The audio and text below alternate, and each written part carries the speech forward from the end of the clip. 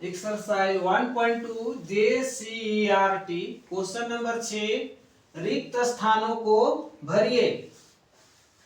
अब ए नंबर देखिए -5/12 प्लस -12/5 है। एक्चुअली में यहाँ पर क्रम विनिमय यूज किया गया है। क्रम विनिमय मतलब इसका स्थान को बदला गया है।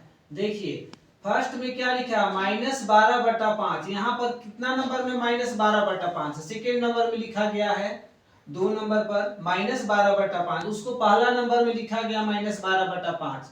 मतलब यहाँ पर क्या आएगा, जो ये दोनों समीकरण बराबर हो जाए तो इसके लिए ये जो फर्स्ट में लिखा गया है इसको सेकेंड में लिख देना है। जो -5/12 है पहले लिखा गया है, इसको बाद में लिख देना है -5/12।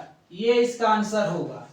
अब इसी प्रकार से बी नंबर में देखिए, बी नंबर में भी यही हुआ -7 है और ये पहला पद में ये -7 है और दूसरा में क्या है -13/8 है।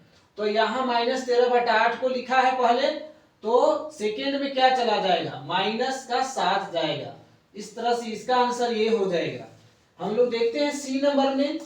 सी नंबर में क्या किया गया, देखिए यहाँ योग का साहचर्य नियम लागू किया गया। देखिए 17/-5 प्लस -3/7 प्लस -7/8 है। तो इसमें 17/5 दिया हुआ है और ये -7/8 को भी दे दिया है, तो क्या बीच में छूट गया है?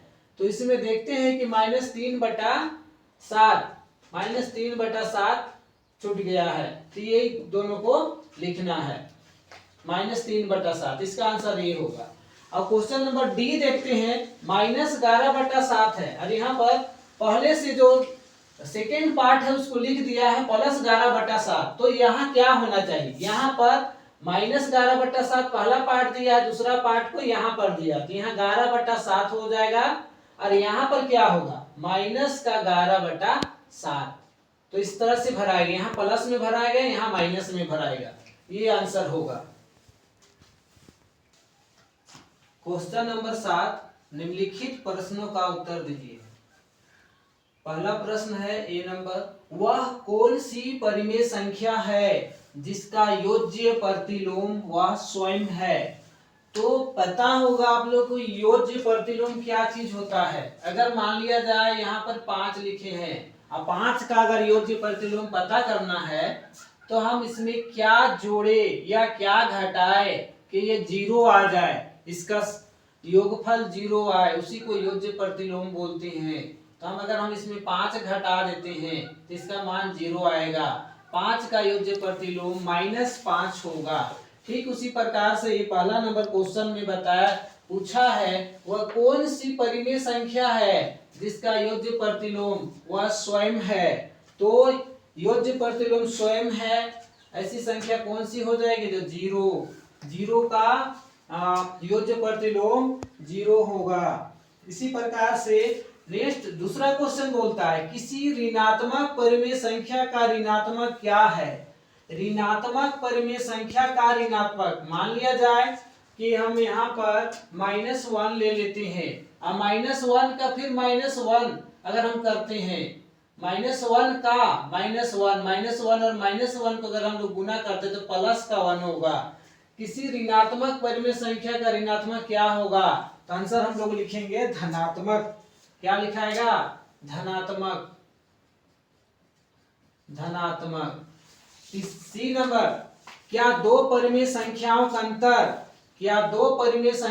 अंतर एक परिमेय संख्या है?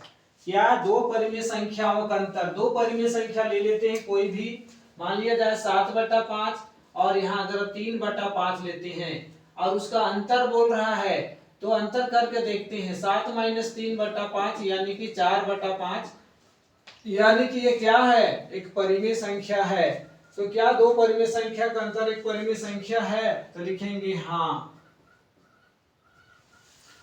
अगला देखेंगे, क्या योग पर परिमेय संख्या सहचारी हैं?